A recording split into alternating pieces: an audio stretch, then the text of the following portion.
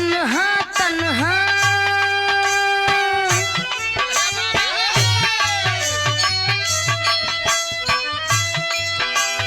तन्हा तन्हा मत सोचा कर मर जाएगा, मत सोचा कर तन्हा तन्हा।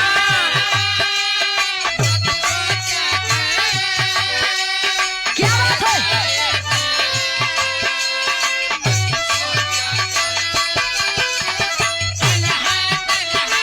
जी आप बहादुर।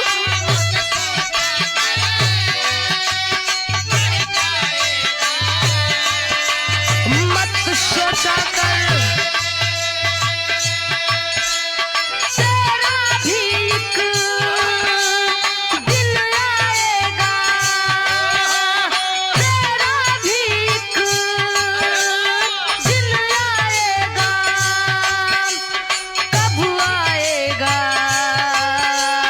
मत सोचा कर तन्हा तन्हा। मत सोचा कर मर जाएगा, मत सोचा कर तन्हा तन्हा।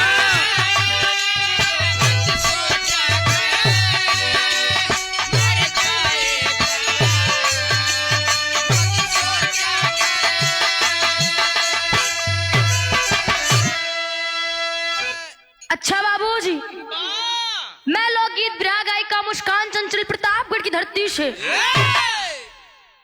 आज आप लोग के बीच में एक दर्दनाक कांड विरह भेजा थी। विरह के शीर्षक कहा अहमदाबाद विमान दुर्घटना। अहमदाबाद में जो घटना घटी है 12 जून को, बहुत ही दर्दनाक घटना है। 4 लाइन भूमिका में गुरुजी लिखा थे इनका।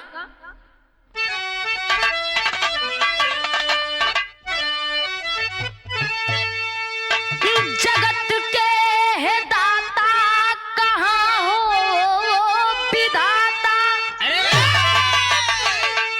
दुख का रू दिखाऊं मैं कैसे, तकनीक की गलती या कारण फितरती, प्रौद्योगिकी को अपनाऊं तो कैसे, उठे बेदनामों का सागर जिगर में,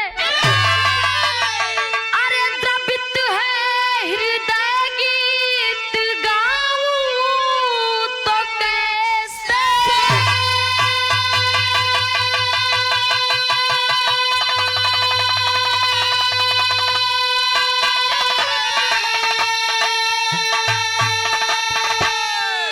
सुने ना जो वंदन तो क्रंदन सुनो प्रभु,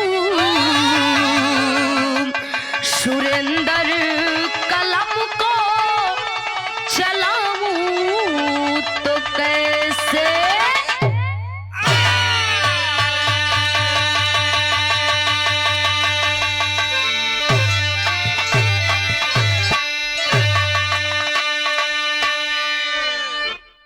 जगत के दाता कहाँ हो विधाता, दुखद का रौरू दिखाऊं मैं कैसे, तकनीकी गलती या कारण फितरती, प्रौद्योगिकी को अपनाऊं तो कैसे, उठे वेदनाओं का सागर जिगर में, द्रवित है हृदय गीत गाऊं मैं कैसे, सुने ना जो वंदन तो क्रंदन सुनो प्रभु, सुरेंद्र कलम को चलाऊं तो कैसे। बाबूजी, ये जो घटना घटी है बहुत ही दर्दनाक घटना है। एक घटना के देखते हुए हमरे विराम में गजल के भाव लगा था का भैया।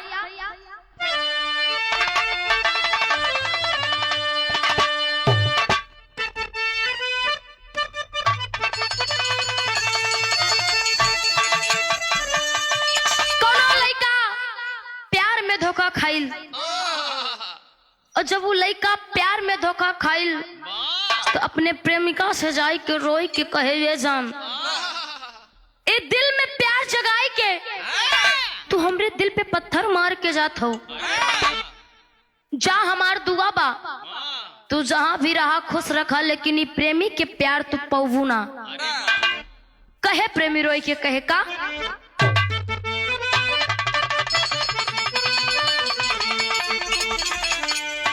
ओहो हो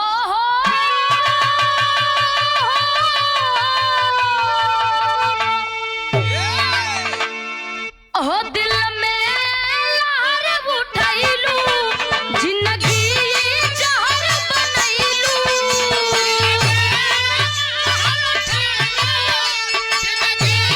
क्या बात है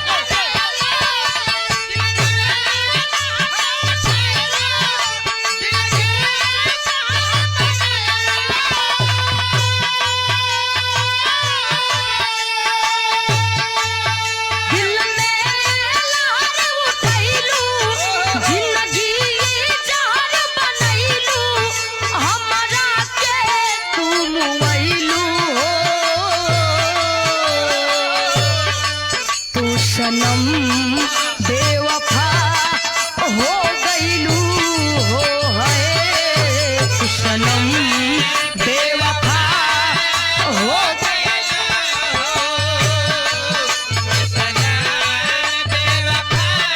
क्या बात है नहीं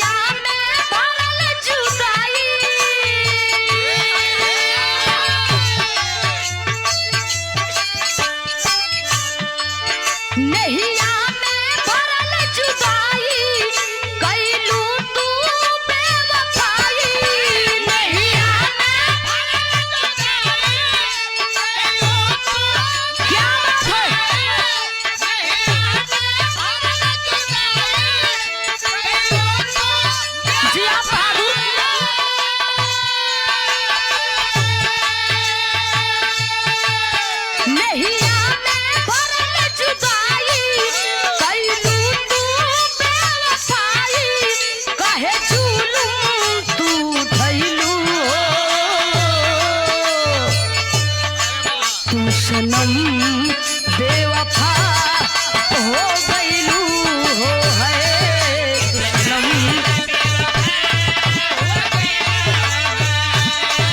क्या बात है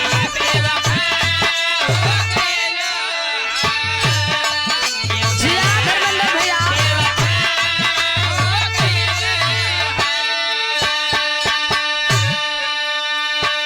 लेकिन इसी के भाव में समझते हुए आदरणीय परम पूज्य परम सदैव परम सम्मानित सुरेंद्र नाथ यादव गुरु जी अपनी कलम के माध्यम से लिखते हैं इस घटना को देखते हुए क्या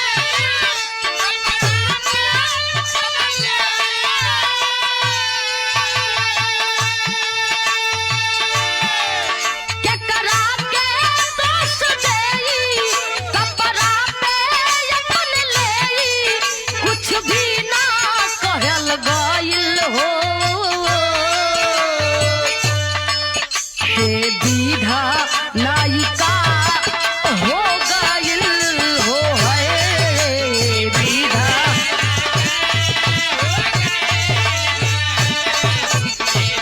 क्या बात है जिया भैया।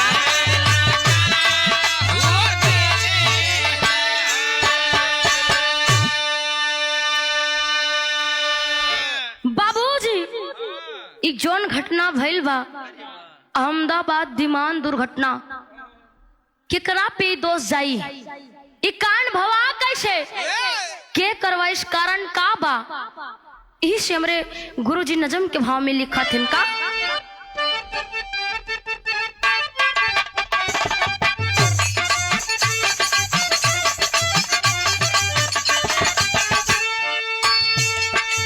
सृष्टि के कर्ता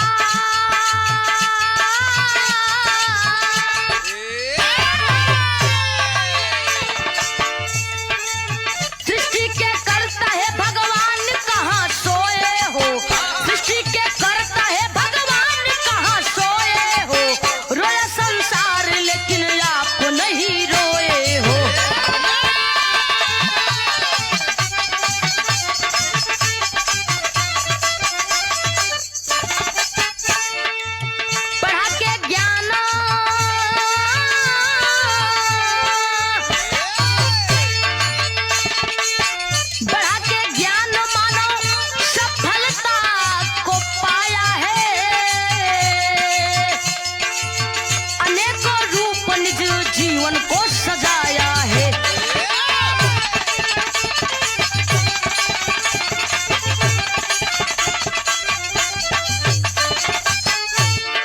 गुजरात प्रांत में सुरेश भाई रहते थे,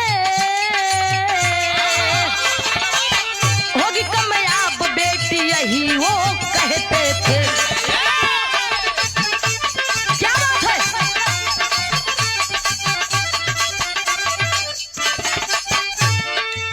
रात दिन मेहनत करके रुपया खूब कमाऊंगा, रात दिन मेहनत करके रुपया खूब कमाऊंगा, पढ़ेगी बेटी जितना उतना मैं पढ़ाऊंगा।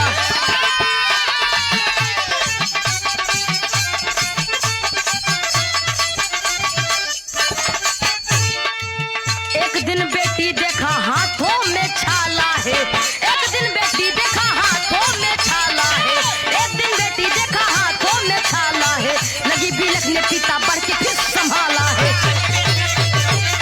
क्या बात है?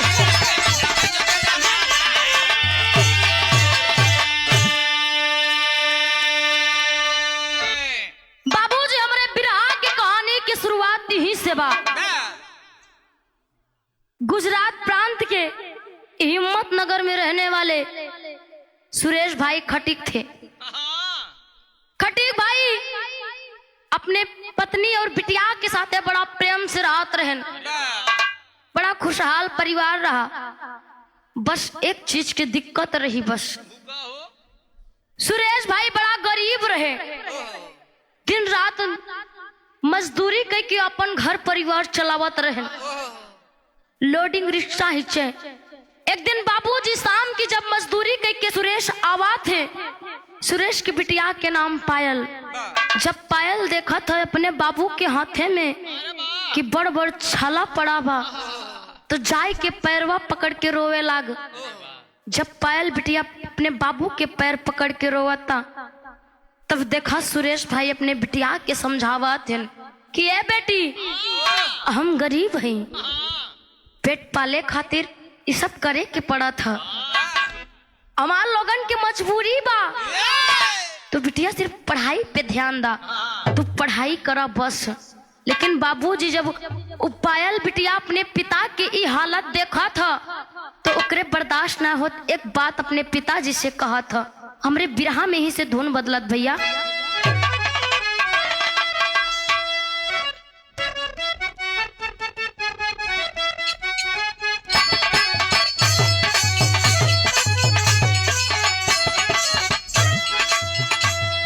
खूबसूरत लड़की बढ़िया समर के जात रहे, और कोनो बढ़िया मन चला लड़का एकदम धर्मेंद्र भैया के जैसे जाए के कहे मैडम बड़ा सा समर के चलत हो, ये तोरे सुंदरता के राज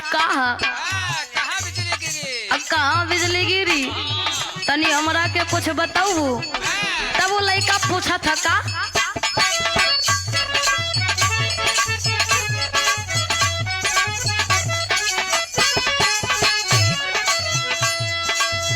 गजबे के रूप तो हर गजबे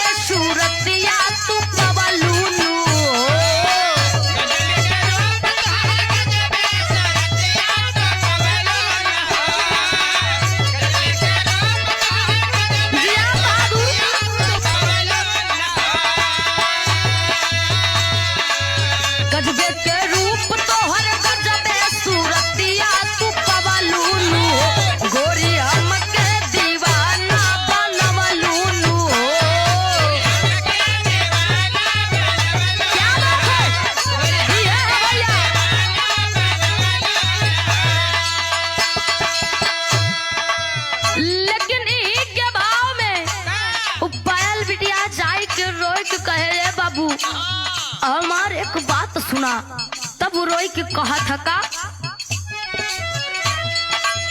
लिख ले विधाता पापा कैसन नसीबिया गरीबिया में ना।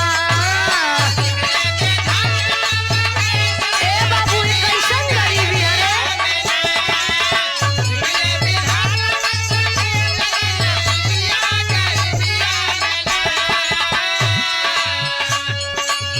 लिख ले विधाता पापा कैसन नसीबिया गरीबिया में ना केहू हो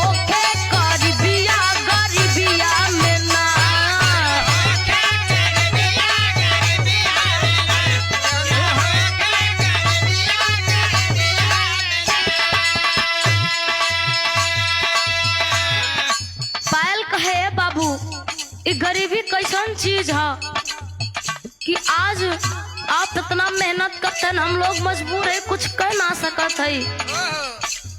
देखा सुरेश अपने बिटिया के समझाने की ये बेटी जब गरीबी आवा था तो चारों तरफ से आवा था। एक गरीबी के कोनो रास्ता ना आई गरीबी कब कैसे कहाँ आए जाए। ये गरीबी एक ऐसा चीज है जब गरीबी आवा था लोग बतावा थे कि गरीबी में आटा भी गिल हो जाता। तो गरीबी है बिटिया तू इस सब पे ध्यान जिंदा हम मेहनत करत है ना तो के हम पढ़ाओ तू मन लगाए के पढ़ा बिटिया। अब बाबूजी पायल बिटिया इतना होनहार इतनी पढ़े में अच्छी रही ओकर सपना कुछ और रहा। तो सुरेश कहन देखा बेटी तू पढ़ा बस लेकिन देखा पायल माना तना तो पहले बंद ने अपने पिता से कहा था का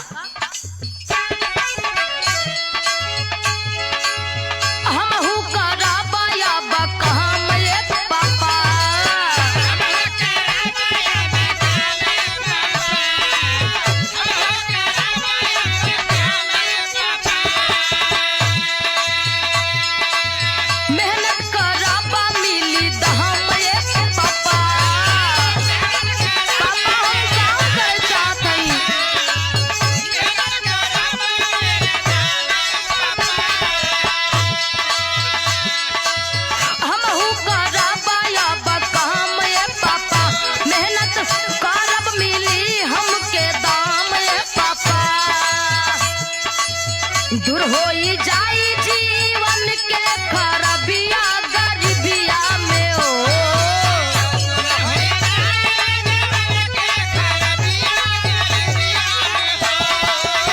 क्या बात है।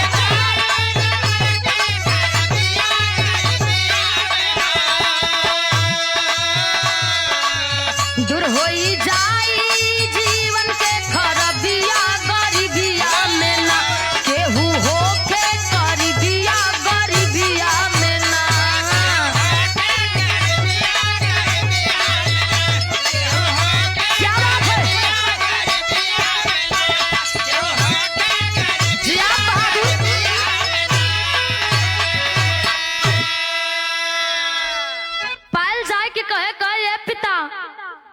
हमार बाबू है हमके बचपन से पाल पोष कितना बड़ा कही था तो हमारो कुछ फर्ज बना था।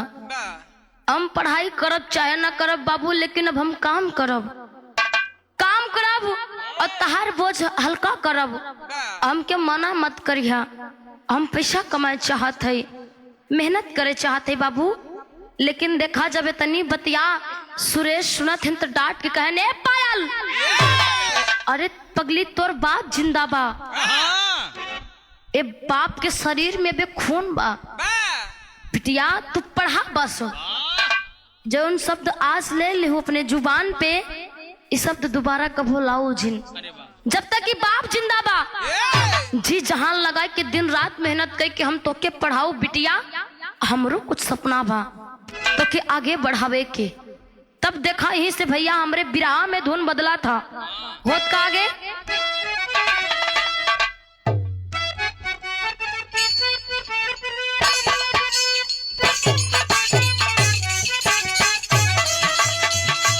कोनो दुल्हन के दुल्हा एकदम नौसिखिया ड्राइवर नया नया ट्रैक्टर ले जाए के बैठेगा अच्छा भी नहीं लगावत बा बस वैसे आऊं के पड़ा बा कहत बा कहीं चलत ना बा अब कुछ बेचारा ना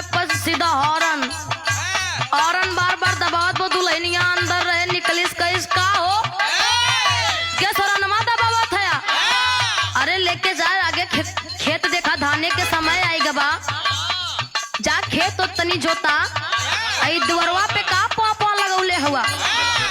तब दुल्हनिया देखत भाई तब बौरावा चबिये ना लगाए बा अब वैसे ही नाव के पड़ा बा।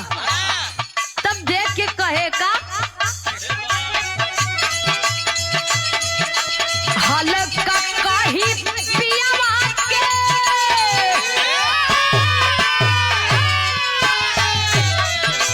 हल्का काही पियावा के बिन चलुए इंजन चापता।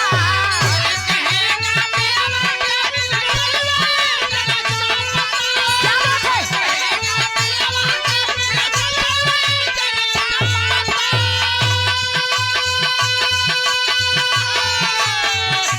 हल्का काही पियावा के बिन चलुए इंजन चापता। नया नया ड्राइवर नया नया ड्राइवर और नवे धई धई दाबता। नया नया ड्राइवर क्या बात है?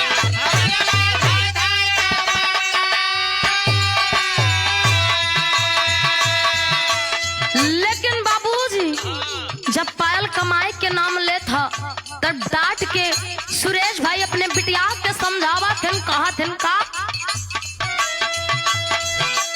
कहे पिता तू पढ़ाए बेटी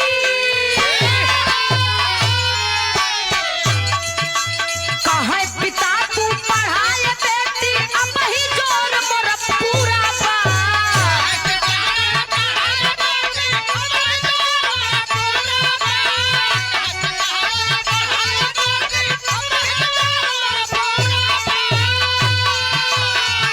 कहे पिता तू पढ़ाए बेटी अब ही जोर मोर पूरा बा।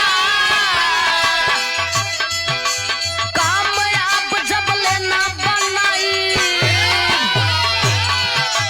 कामयाब जब लेना बनाई सपना मोर अधूरा बा। कामयाब जब लेना बनाई ए बिटिया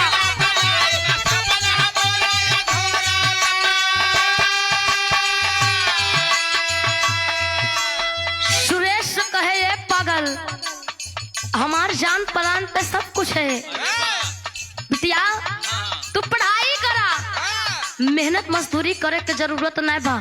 तार जोन मंजिल है तो के जहाँ तक जाए के बा हम हुआ तक तो के पहुँचाओ बिटिया तू ओके टेंशन जिन ला।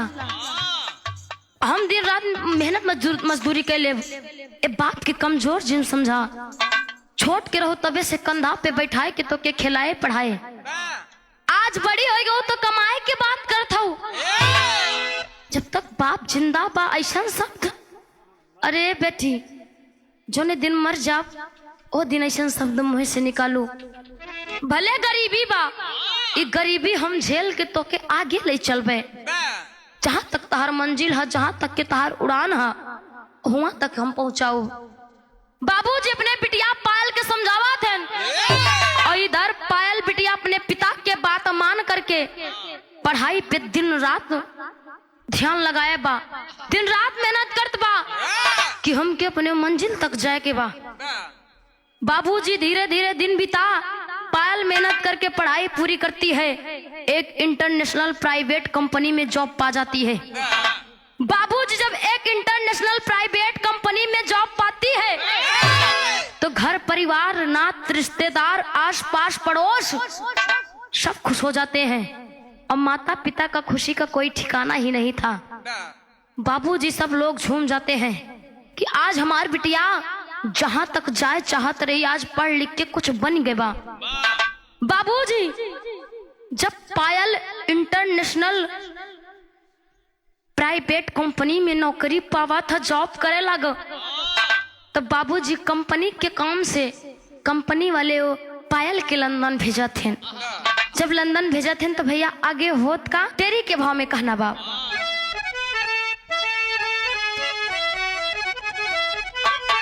अरे राम उड़ान को आसमान मिल गया अरे उड़ने को आसमान मिल गया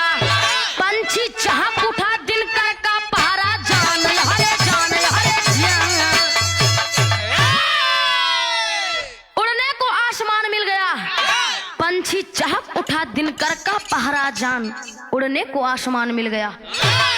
बाबूजी जब पायल बिटिया इंटरनेशनल प्राइवेट कंपनी में नौकरी पावा था तो एकदम खुश हो गए कि अभी जोन गरीबी बा, हमरे घर के गरीबी बा, हमार बाबू दिन रात जोन ओवरलोडिंग रिक्शा खींचत हुए, एक गरीबी से हम दूर कर देव। इतना कमाबे, इतना रुपया पैसा कमाब कि हमारे पिताजी के कोनो काम काज ना करे के पड़ी। बाबूजी लेकिन आगे होत का विदेशिया के भाव लगा था।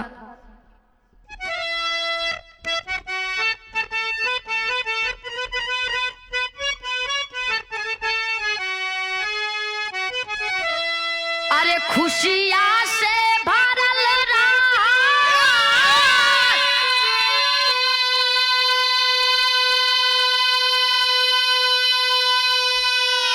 अरे घरवा अंगनावा हो,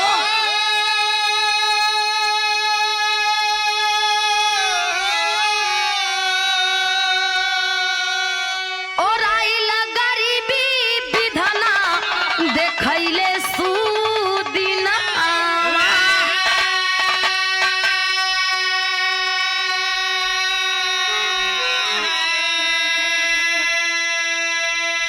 कंपनी के कमावा से अरे लंदन की तैयारी भई,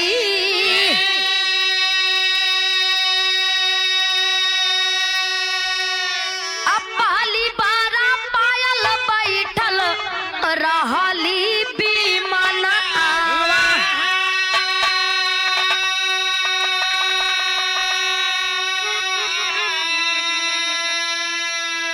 विमानवा जब उड़ै लागा,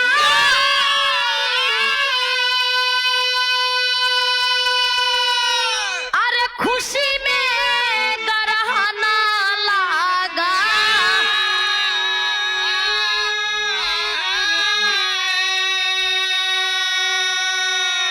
गिरल बा नीचावा ता जरई लागल तनावा,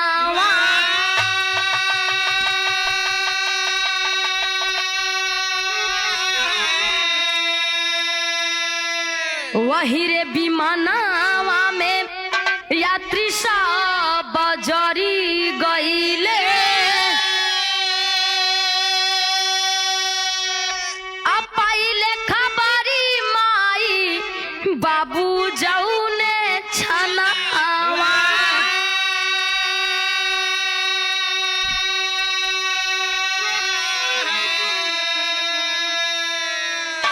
बाबूजी जब लंदन चाय के लिए कंपनी आदेश कर दे था, अब पायल भी बड़ी खुश रहा था कि ये गरीबी से आज हम लोग के छुटकारा मिलत बा, लंदन जाए के मिलत बा, आज हम लोग के जहाज पे बैठे के मिली। बाबूजी पायल जाती है अहमदाबाद, जब जाती है पायल और जब विमान पे बैठती है तो आगे होत का भैया,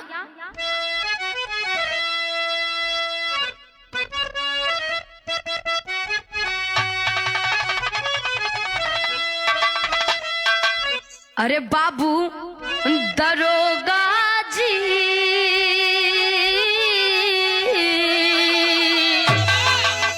हे बाबू दरोगा जी,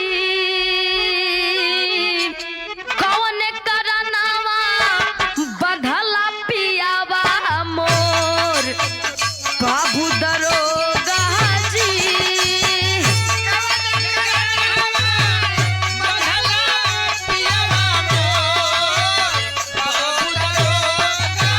क्या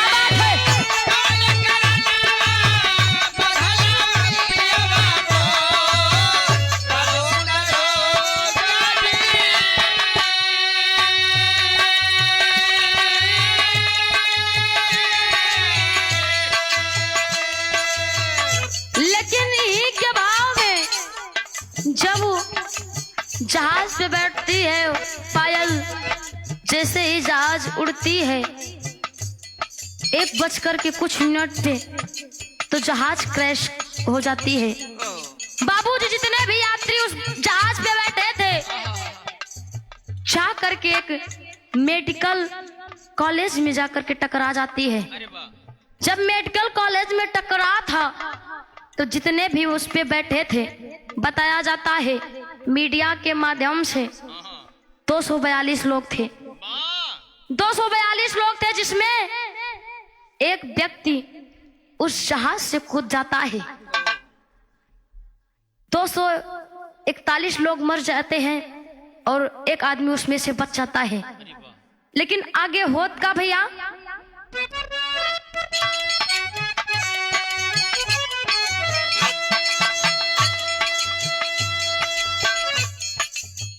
दुलरी बिटिया हो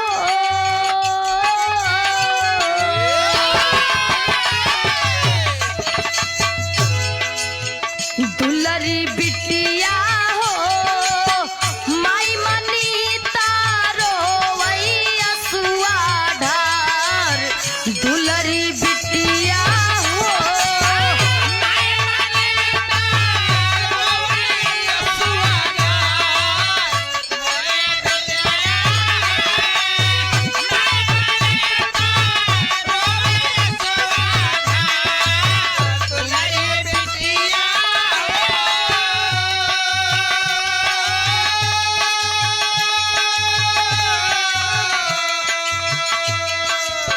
बाबूजी दोपहर 1:38 पे जब एयर इंडिया के विमान AI 171 से वहां उड़ान भरती है और उड़ान भरते ही विमान क्रैश हो गया।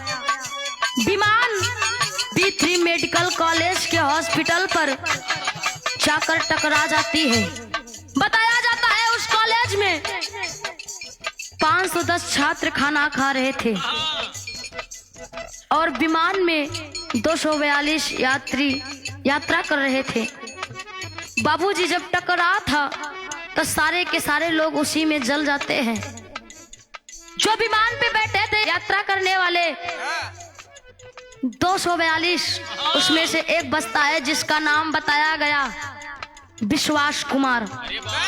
जब वो मेडिकल कॉलेज से टकरा था जहाज, तो बीच में बेचारा बैठा रहा। तो वह जो आगे के गेट था, जैसे गेट टूटा था, वो देखा कि गेट टूट गया, अब हम कोशिश करब हम बच जा सकी थी। तो देखा था तुरंत जहाज से कूद जाता बाबूजी। जब कूदा था तो आगे होत का,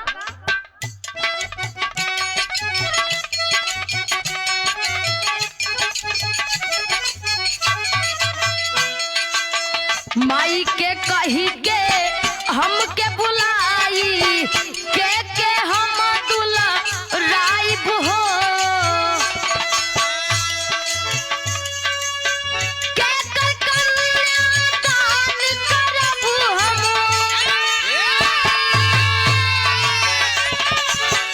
के कर कन्यादान करब हम छाती पे बिठाइब दुलरी बिटिया हो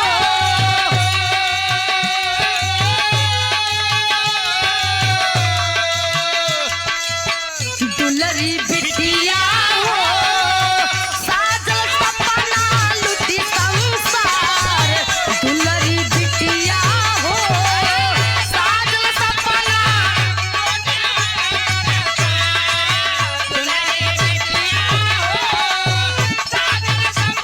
क्या बात है।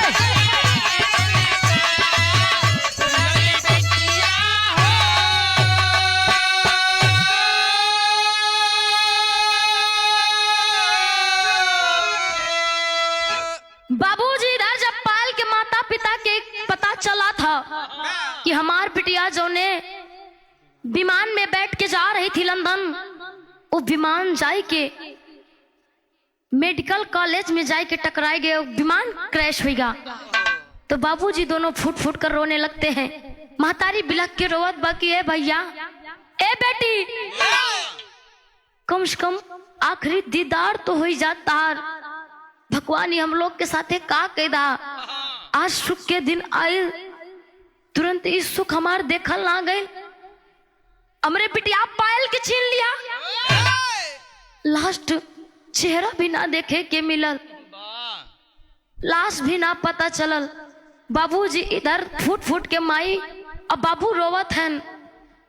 सुरेश भाई सोचत हैं कि गजब भगवान कौने कलम से हमार किस्मत लिखा, जो ने बिटिया के पढ़ाई लिखाई कितना बड़ा हम करे।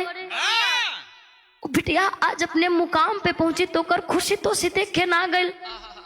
हमरे बिटिया के जान लेला। बाबूजी इधर माई बाप रोवत हैं, लेकिन आगे पापट के भाव में होत का।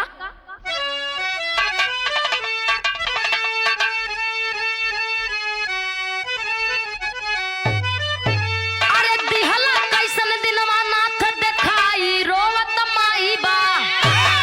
अरे दिहला दिनवा कैसन नाथ देखाई रोवत माई बा। अब के कर कितना दुखवा हम बताई माई रोवत बा।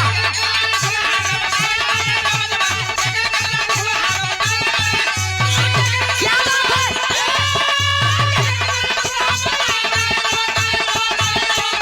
जिया बाबू।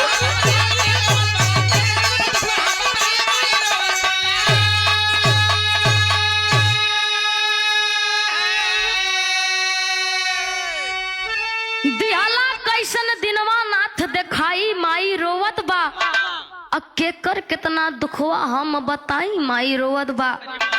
ए भगवान तू हमरे बिटिया के नहीं पता नहीं कितना महतारी के गोद सुनी के दा, पता नहीं कितना माई के लड़का के तू छीन ला, पता नहीं कितना महतारी के बिटिया छीन ला, पता नहीं कितना पति पत्नी मारे गए उसमें। जा भगवान आई घटना देख के पूरी दुनिया रोवत बा, लेकिन आपके दिल में तनिको दर्द ना बा। कैसा आपका खेला है। और पहले बंद में होत भैया का। अरे 241 मारी गईले बचा 20 आशु हो।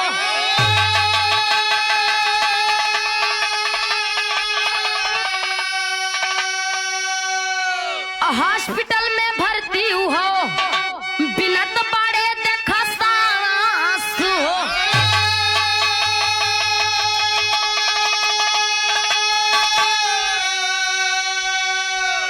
अरे पूर्व मुख्यमंत्री अरे विजय रूपाणी भाई रोवत बा। अरे पूर्व मंत्री विजय रूपाणी भाई माई रोवत बा। शुभम सगुन चली गईले बहिन भाई माई रोवत बा। क्या बात है।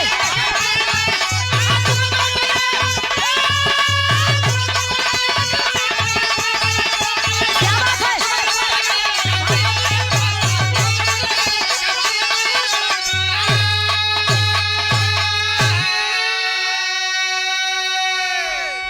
बाबूजी उसी विमान में पूर्व मुख्यमंत्री विजय रूपाणी वो भी बैठे थे उसमें। शुभम शगुन भाई बहन वो भी बैठे थे। बाबूजी कई लोग उसमें यात्रा कर रहे थे। कितनी खुशी थी उन लोगों को बैठने के पहले कि हाँ आज हम लोग जहां जा रहे हैं। कितने खुश हैं। सबका अपन अपन सपना होता कि हमके हुआ जाए के बाद हमारी सपना पूरा होई। लेकिन भगवान देखा एको सेकंड एको मिनट आपके लगा नहीं सबके मारे में, सबके खुशी के एको मिनट नहीं लगा आपके गम में बदले में। कैसे के भगवान हुआ तू।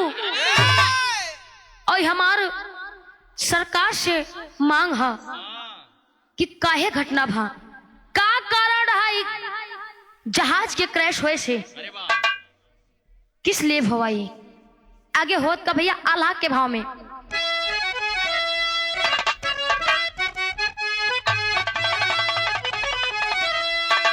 अरे विधना के प्रकोप या झोंक धरती के भैया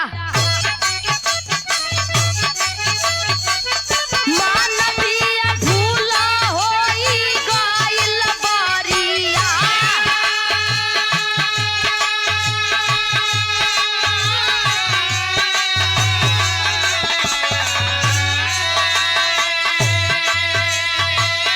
अब ही शुरुआत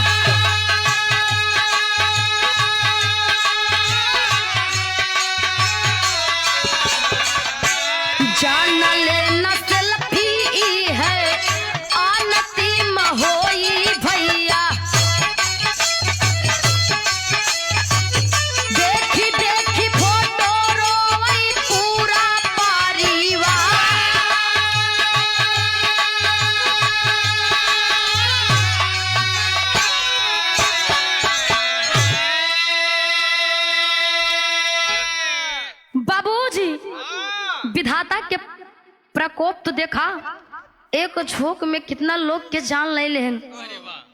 वही में पूर्व मुख्यमंत्री विजय रूपाणी वो भी उसी में बैठे थे। शुभम शगुन भाई बहन थे, वो भी उसी में बैठे थे। और इधर देखिए, नई नई शादी भरी जेकर बाबूजी 4 महीना पहले शादी भइल कमलेश के पत्नी के साथे अपने खुशहाल से और विमान में बैठ के जाते रहे, लेकिन बाबूजी एक के मिनट में उस सुख दुख में बदल गया।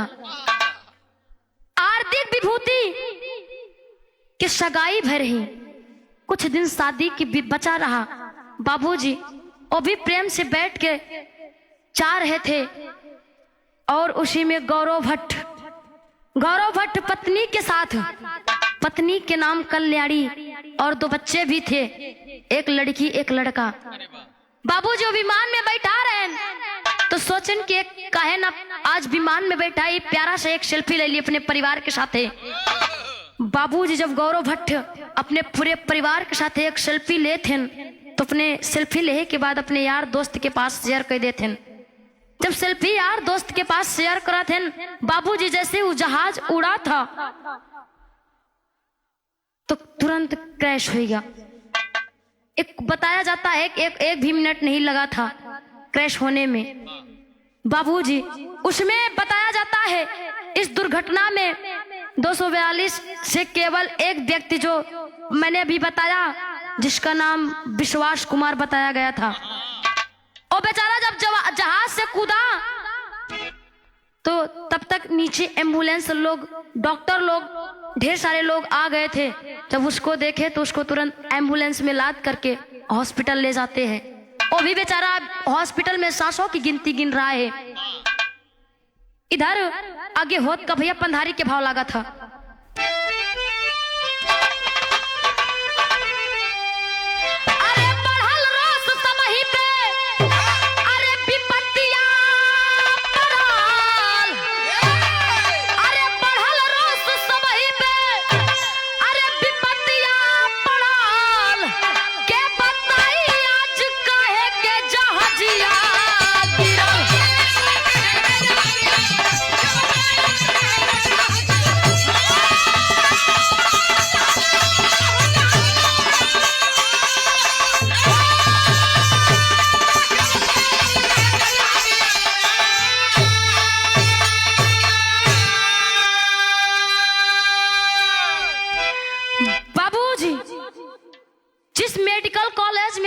टकराई थी उसमें भी कुछ डॉक्टर बैठ करके खाना खा रहे थे और कुछ कर्मचारी भी थे जो अपना काम कर रहे थे, जिसमें से 5 डॉक्टर जो खाना खा रहे थे वो भी उसी में जल के राख हो गए। लेकिन आगे होत का भैया, अरे 241 यात्री 5 डॉक्टर चली गई।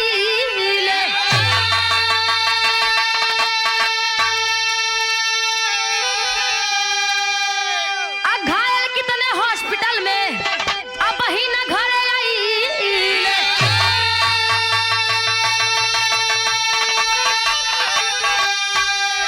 अरे गलती के कर भंवर में जिंदगियां पड़ल। अरे गलती के कर भंवर में अरे जिंदगियां पड़ल। तो के बताई आज काहे के जहाजिया।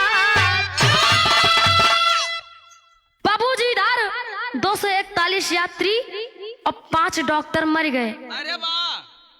और उसी में ढेर सारे डॉक्टर जो घायल हो गए थे अभी तक हॉस्पिटल में एडमिट हैं, क्यों घरे लौट के नहीं गए। बाबूजी सांसों की गिनती गिन रहे हैं सारे लोग उसमें। आगे होत का भैया अगले बंद में, अरे विज्ञान कई के खोज जितना आराम बढ़ाए।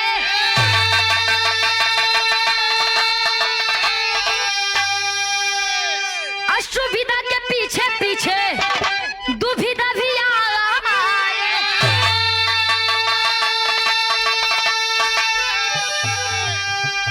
अरे प्रगति विगति में सारी